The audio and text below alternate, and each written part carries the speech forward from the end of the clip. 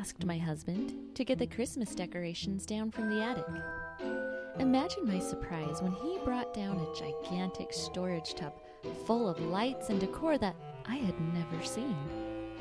On the side of the plastic tub was a handwritten label that read, "Christmas lights." But that wasn't my handwriting, nor was it my husband's.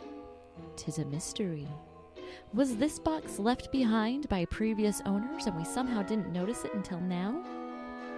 Or did somebody break into our house to stash the decorations because there wasn't enough room in their own attic? 'Tis a mystery. A spooky Christmas mystery. Today on Please Excuse My Dead Aunt Sally, Suzy terrifies her nieces and nephews with her own version of Elf on a Shelf. Hey guys, it's Haunted Doll on a Wall. I don't like it. I do not like it. Mike experiences a Christmas miracle when he finds $3 in a pocket of jeans he just washed. The only reason I'm not in a psych ward under suicide watch. And we all breakdance to the waitress's Christmas rapping song. Shh, don't fight it. You know you love it.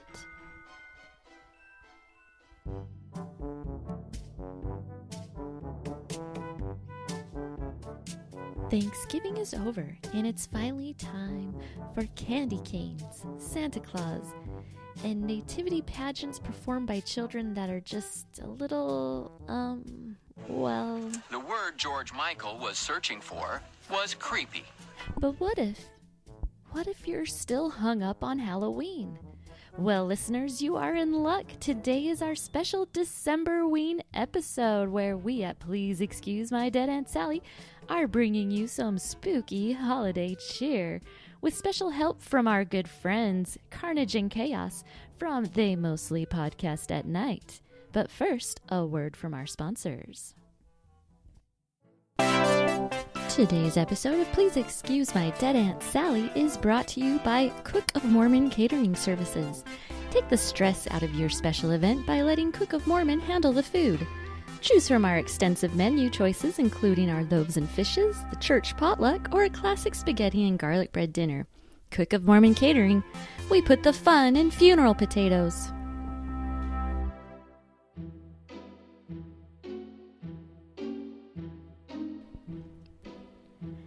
As much as I love Christmas, my heart belongs to Halloween. But why can't I have both?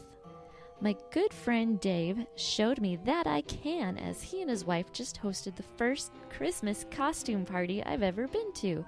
It was fantastic.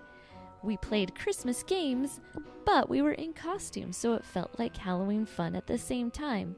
My sister Nicole and I dressed as Carol and Barb Denning, the feuding sisters from Orange is the New Black's most recent season, and my friend Sierra joined in as Pensatucky.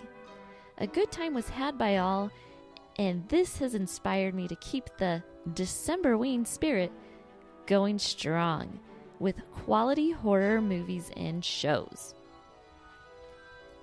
My Decemberween picks are Overlord, the World War II zombie flick that's inaccurate but wildly entertaining.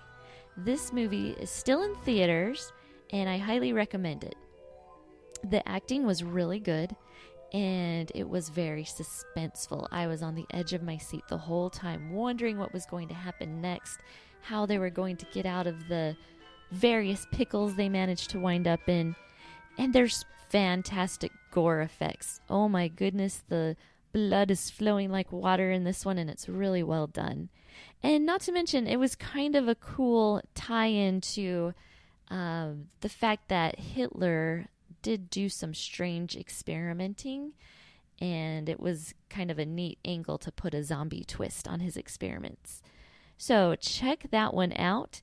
And then for a good series that you can watch all December long, check out Shudder for Todd and the Book of Pure Evil. I'm on episode 4, and this one is campy, it's funny, it's bloody, it has some cool metal references, and if you like Ash vs. the Evil Dead or Army of Darkness or the original Evil Deads, give Todd and the Book of Pure Evil a look. I think you might really like it. So now our special guests, Carnage and Chaos, have been so kind as to record some of their favorites that they viewed for Halloween. So if you're looking for Decemberween picks, well, just keep on listening. Hey everyone, this is Carnage and Chaos from They Mostly Podcast at Night. Our lovely friend Suzy, who is part of one of our favorite podcasts, asked us to tell you guys what our favorite horror movies are we watched this October. If you don't know, we've been running Halloween-a-Palooza this October, so we've been watching all the Halloween movies, but I'm not going to pick any of those. So the one I'm going to pick is actually Hostel, because I've got a great story with it. My mother calls it the Great Backpacking Movie, and it's a fun thing that we watch every Halloween because of that. So I always tell her, hey, do you want to watch that Great Backpacking Movie? Plus, it's got a lot of the gore that I love, and I just love it. It's got that torture porn. It thrills me. So that was my favorite horror movie I watched in October. How about yours, Chaos? What's my name? Chaos? Shut Chaos.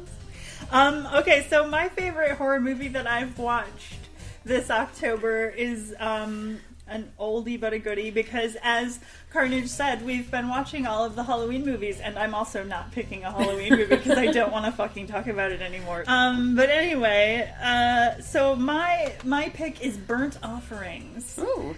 Director, writer, Dan Curtis, who was the writer on one of the creative team behind Dark Shadows, the original 1960s soap opera that Chaos here, speaking of myself in the third person, happens to be obsessed with. So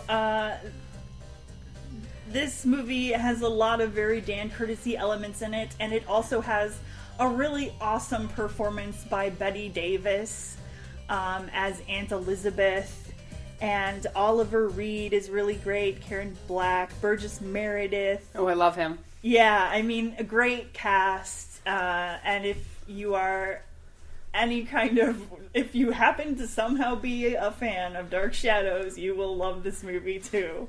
Just another classic creepy house movies. So check out our picks, tell us what you think, and of course, please listen to all the Please Excuse My Dead Aunt Sally episodes and all the Podcast Tonight episodes.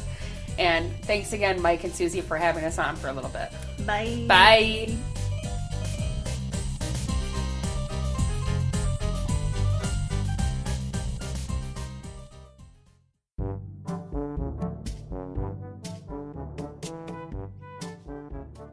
Well, boys and girls, this concludes our Decemberween celebration here at Please Excuse My Dead Aunt Sally. We hope you enjoyed it, and just remember, the great Roy L. Smith once said, "He who has not Christmas in his heart will never find it under a tree." Music for today's episode was produced by Kevin McLeod.